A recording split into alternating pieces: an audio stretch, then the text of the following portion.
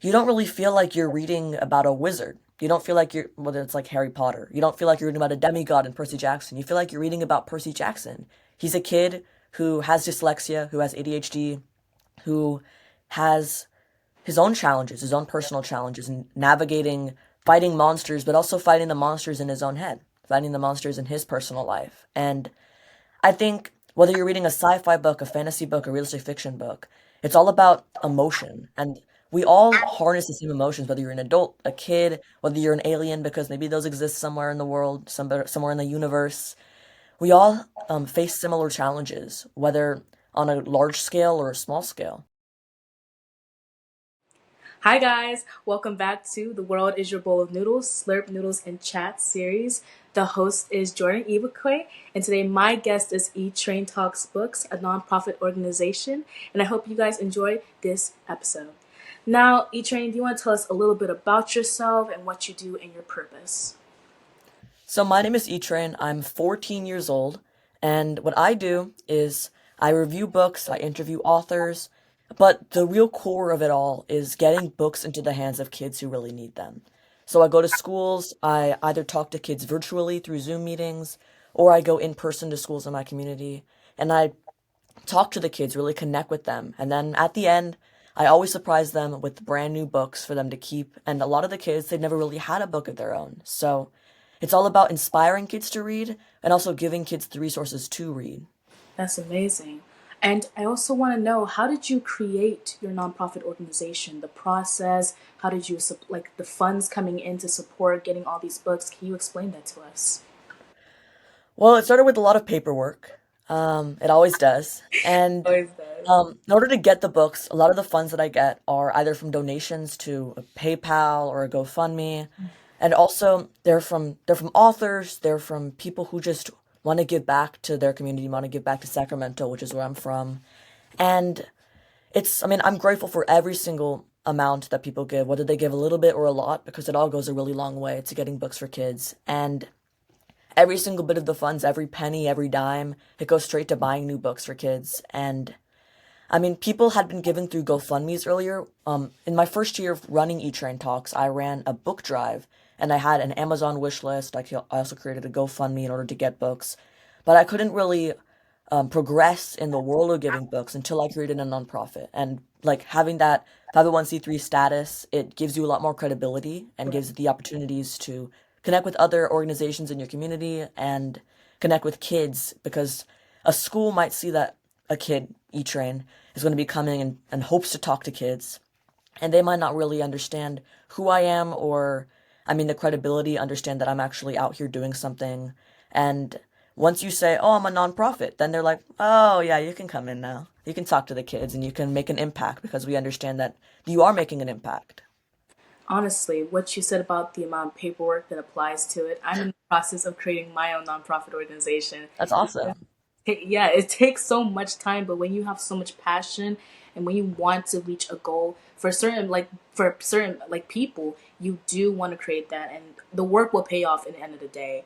But talking about books, I know books educate people, they help teach people a lot, and I know you emphasize a lot about learning and like children reading books. Can you explain to us the importance of learning and why it's important in this day and age?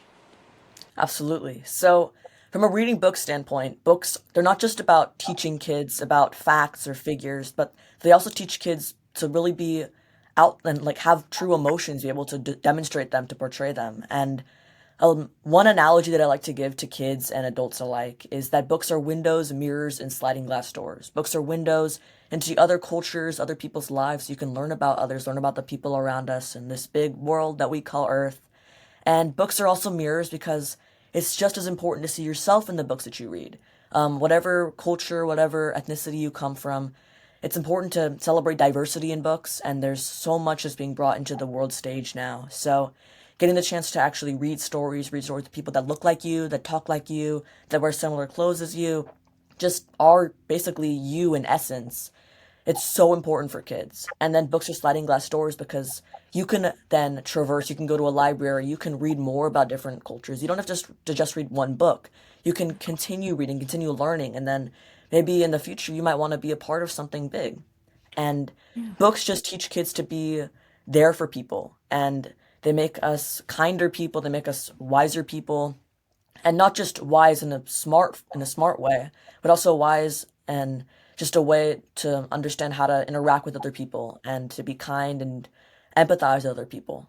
Yes, honestly, it helps us realize that different people deal with different situations and we're all not the same people. I touched on Right. the question with Eco Brothers on my last interview, and we talked about like the banning of books in the United States. And can you touch on that topic? Give us your opinion on how you feel about that. Absolutely. So, book banning is awful. I mean, I just want to start out with that stance. It's terrible what's happening, and voices are being silenced, and kids, I mean, we see videos of entire shelves being completely empty due to book Right. banning. And like it's happening in a lot of different states. It's not, I mean, there are some states, like I personally live in California, and there's a law banning book banning, but there are still certainly book challenges that happen all the time. And um, what's crazy is that around 60% of book challenges happen by just a few people.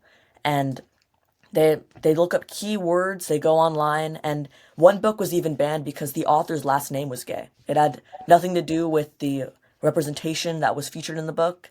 It's just people looking up keywords and trying to just silence voices to make sure kids can't be heard or can't be seen. And whether it's LGBTQ plus books, whether it's books with Black, Asian, Jewish main characters, it's awful what's happening, and it has to be put to a stop. Book banning has been around for decades, centuries. I mean, you can look back to the 1940s, 1930s when the Nazis burned books, and not just banned them. And that's even happening right now. Books are being burned, and it has to stop. Somebody has to put an end to it. And I see so many kids, so many adults rising up, using their voices, using their platforms to end book banning or try to educate other people about it. And hopefully that can continue and we can put a stop to it. Yes, hopefully, because I don't understand the reason of book banning. Books are books, they educate people, they tell us the diverse backgrounds around people, and it doesn't make sense why you need to ban words. They're just words and not harming anyone.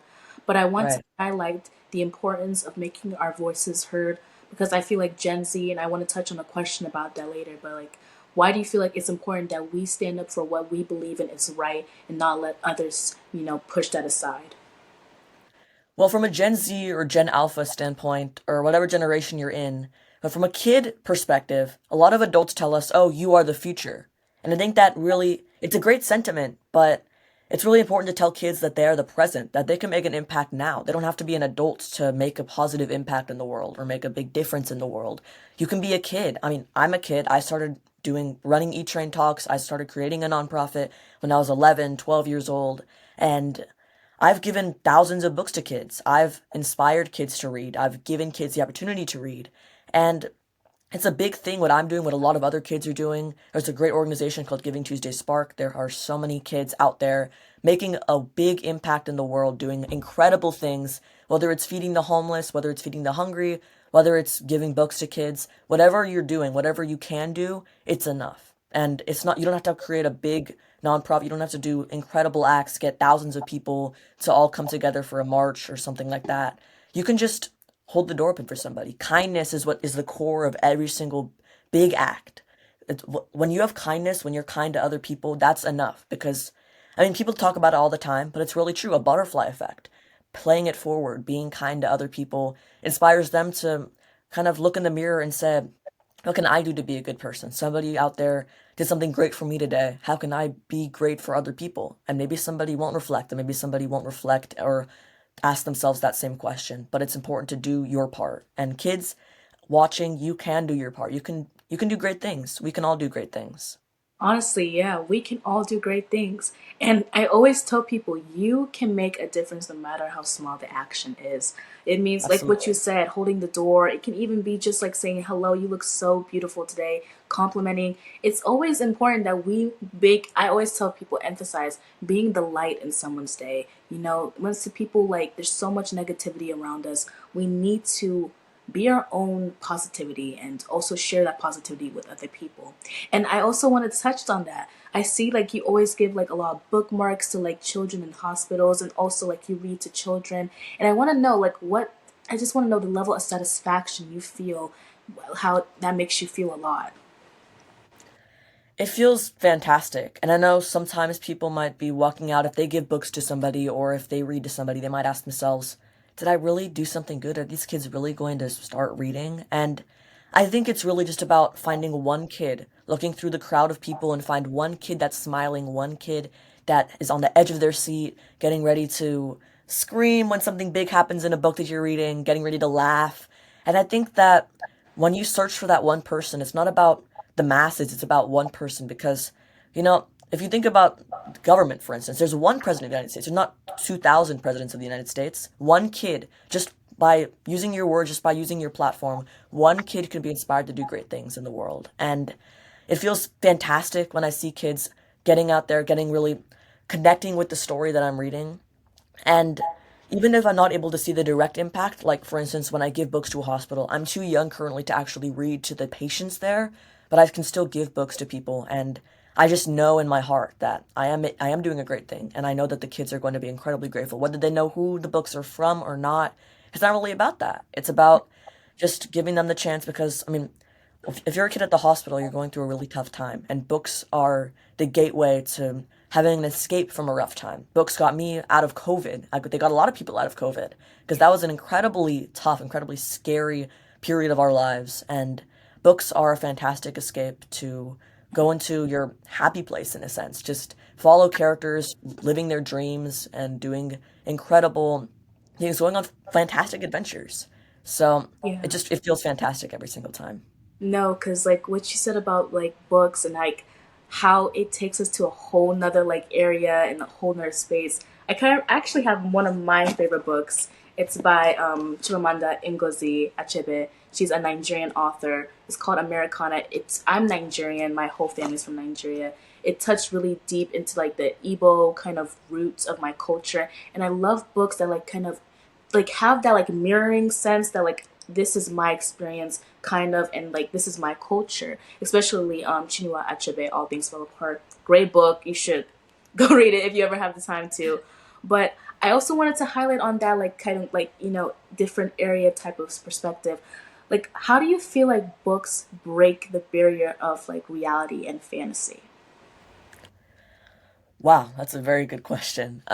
Reality and fantasy. Well, I think when you read a book, it's not like books humanize people. Books humanize aliens. They humanize magicians. Whether you read a book like Amari and the Night Brothers with the magician Amari and her group of friends, they have magical powers, but you don't really feel like you're reading about a wizard. You don't feel like you're, whether it's like Harry Potter, you don't feel like you're reading about a demigod in Percy Jackson. You feel like you're reading about Percy Jackson.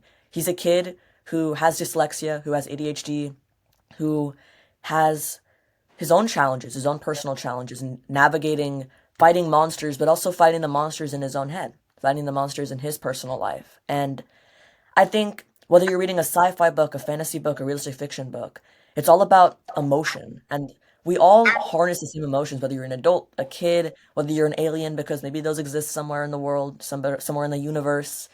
We all face similar challenges, whether on a large scale or a small scale. Just asking ourselves the same questions, asking us, who are we and what can we accomplish in our lives? Yes, when you touched on emotion, one of the characters in Chinua Achebe, All Things Fall Apart, Okonkwo, he actually, I wrote this down because like he struggles with fear, like an eternal kind of thing, and he doesn't like explicitly show his emotion a lot, and he keeps it to himself. And a lot of people hide how they feel and just like keep to themselves because the fear of being judged, the fear of being like criticized. And I wanted to know, what can you say to someone who is afraid to speak their minds or is afraid to go out and make a difference in the world due to the fact that they could be judged or criticized? Well, I mean, I sometimes have that exact same fear. And I don't think it's right to silence that fear because I think it's important to like have emotion to feel what we're feeling. But I think it's also important to know that maybe one or two people, maybe a vocal minority, will be going after you and saying, "Oh, what you're doing is wrong. Go back to being a kid. Just go play outside. Go on your video games." But I think just focus on like what you can control. You can't control what other people think. You can't control what other people say. but you can control how you contribute to the world, how you use your voice, how you use your platform, how you create a platform. I think you can start small. It doesn't have to, you don't have to have a big project immediately. Just do what you love, follow your passion. And if your passion is speaking your mind about sports, about books, about anything in the world, I think it's just fantastic. And if you have a similar fear, like you're afraid to speak your mind, to have a podcast like this, or just go out and talk to people and spread the word about a message that you believe in, just know that we all have that fear deep down. And that really shows, well, my dad tells me that when you have fear, when you have those butterflies in your stomach, that shows that you care. And caring is the first step to contributing and making a positive impact. Honestly, I tell people there are always going to be people who dislike you, who are going to want to break you down because of what you're doing.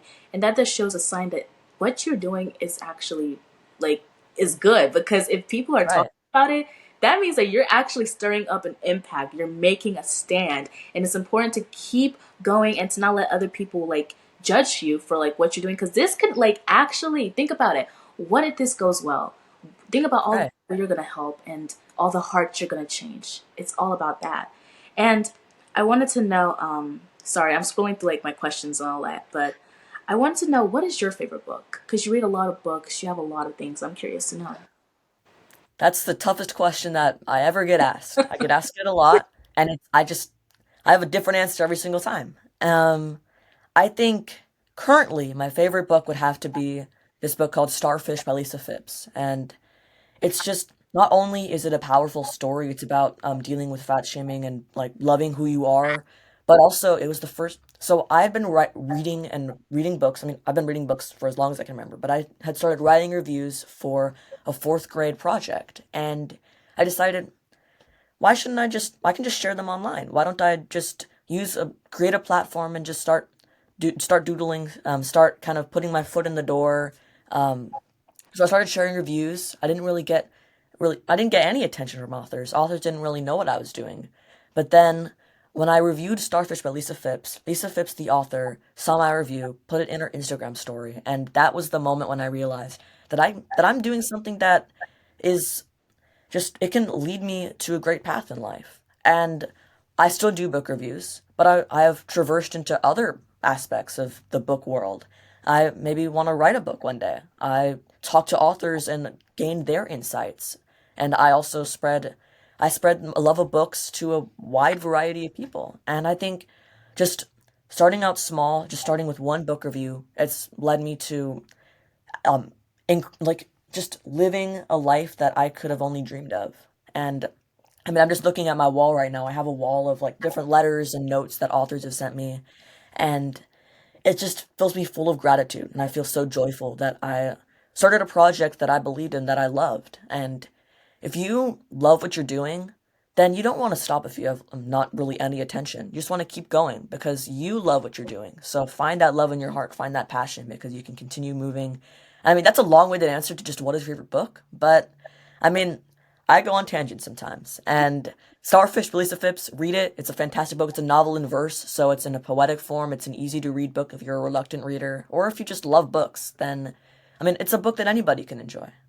Honestly, yes, because I love so many books. I feel like that question, like, what's your favorite book? It changes. I love, one minute I might be reading Harry Potter, the next minute I might be reading Colleen Hoover from like different seasons. I just Yeah. love different authors because every author has a story that is so like heart wrenching and so pure, and just like it had, and it's always like a like theme, like a deep theme, like a, why did you write this book? It was because of something.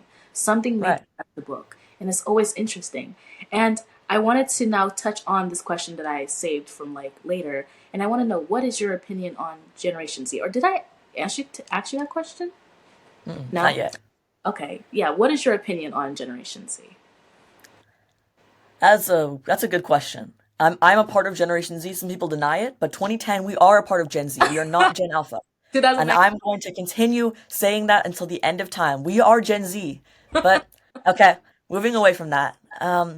I love Gen Z, and I think we have our ups and downs. I think we have our addicted to our phones ness, that's a word. And but I think that Gen Z has through social media, we've done incredible things. There's a Gen Z congressman in Florida, and there are people from Generation Z that are online spreading spreading their passion, just sharing what they believe in. They use social media. I mean, we're pretty much the most tech savvy. I mean, I guess that's like a word that my dad uses. So like I feel old now, but we are we are the people that know how to use social media. We know what to do. We have at our fingertips, on our phones, on our computers, we with the click of a button, with the type of letters.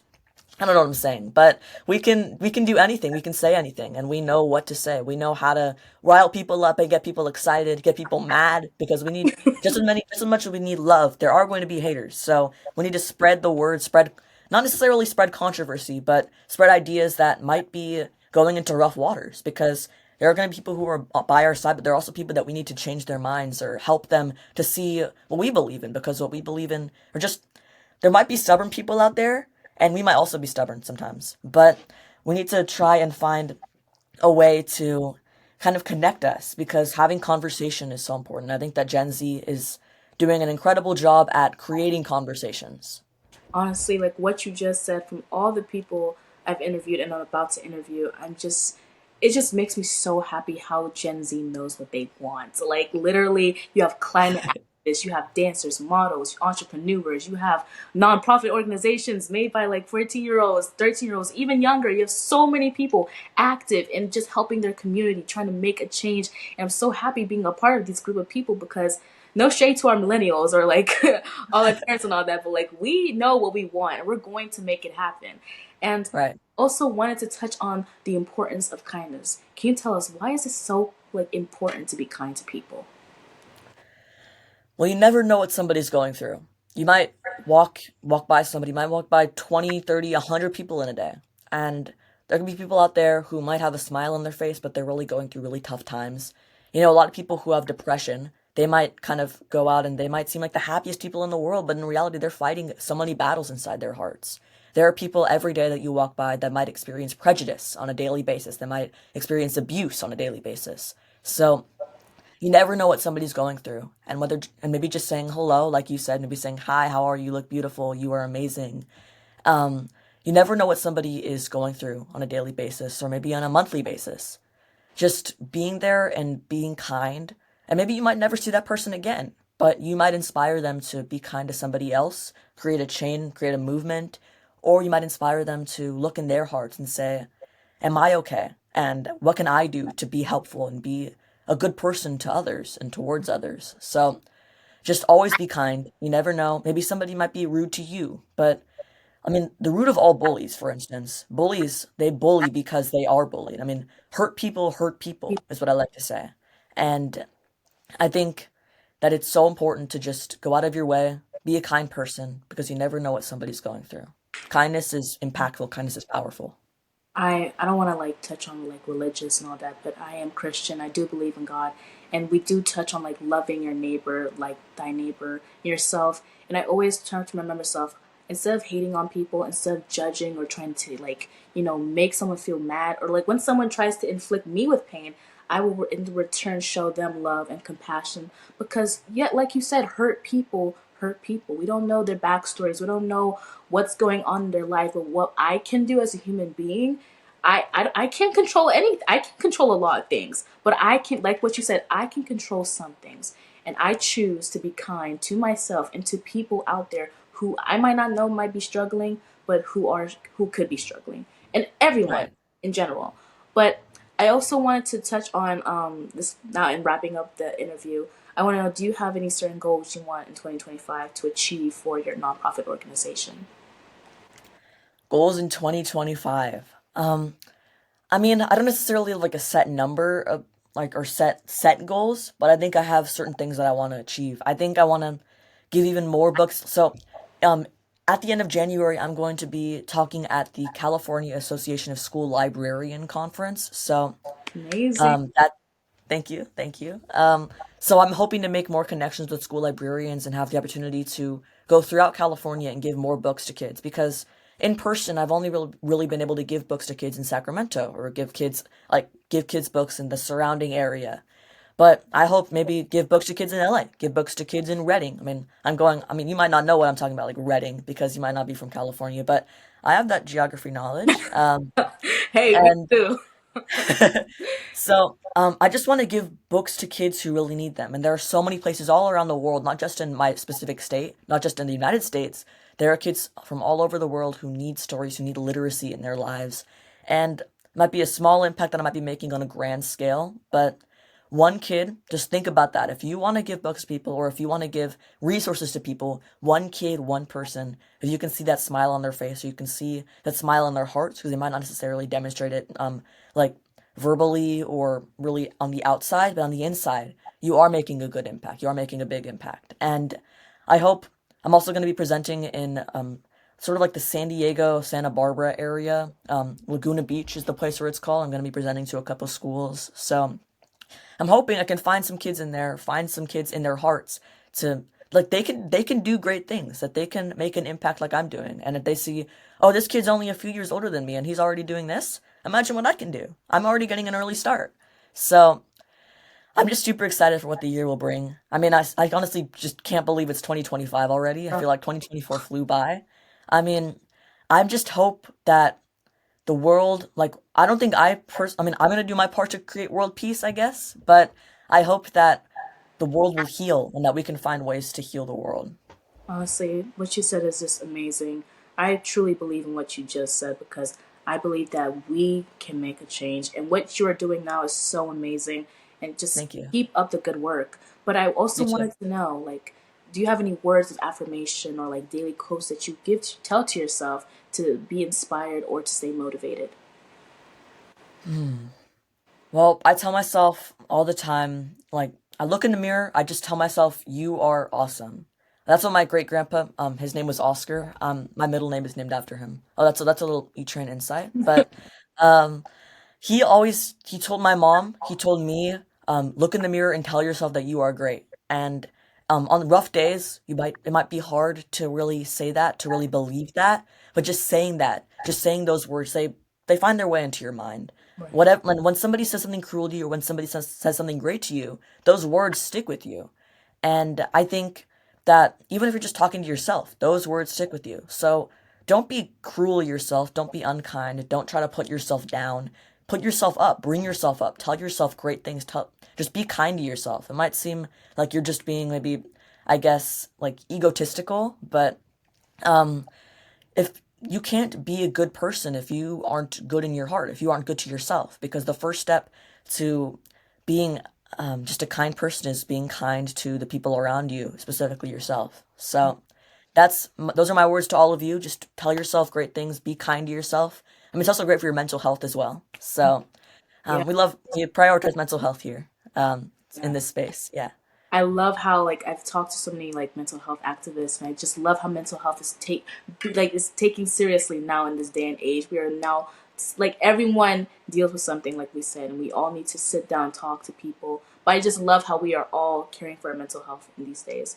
And absolutely. I always tell people I like a little humor in the end of my videos if you like to see. But I want to know, what is your favorite bowl of noodles? My favorite bowl of noodles. Yeah. So we just wrapped up Hanukkah here a couple days ago, and I wait every single year because my mom buys Hanukkah like sort of like Star of David shaped noodles, Mm, and I don't necessarily know if they like taste better than other noodles, but they just sort of that feeling and that like, oh, I've been waiting for this all year. I've been waiting for this feeling, this moment. So like I think noodles like in general, they're probably my favorite food. oh So yeah. I was like, oh, I'm being interviewed by a bowl of noodles. Like this is my cup of tea. This is who I am. So um I those are my favorite, but I feel like just put any buttered noodle in front of me, put bow tie noodles or whatever those are called. I don't know the fancy name for them. Or put fettuccine. Just I'm gonna eat it. So just if you want to send me a bowl of noodles, like get my address, then it might get a little bit spoiled, but who knows? Wait, you never know. The world is your bowl of noodles. We could release our own noodle brand one day. Do you have any last words for our viewers out there? Anything that you want to say else for them? How do I want to leave you guys? What do I want to leave you guys with? Just be a good person, be a kind person, and be kind to the people around you, be kind to yourself. Just be kind to everybody. And that includes you. You can say good things to yourself. You can Right. just be a kind person in every single aspect. That's what I'm gonna leave you with. That's what I'm gonna leave you with. Be a kind person to everybody you meet. Thank Yeah, you so much, there you Ethan. go. You're amazing. Keep up the good Thank work. you. You too. So proud. The world is your bowl of noodles is right behind you. And just thank you so much for the work that you're doing in the community. Yeah, thank you for having me, and thank you for all that you do. Like uplifting people and lifting other people's voices, and also just speaking your mind because you're not just asking questions. You're like sharing stories from your heart. And thank you for having me. Thank you for everybody that you've had on, and thank you for being you. You're welcome. Thank you so much. Have a wonderful, Yeah. delicious day. Thank you.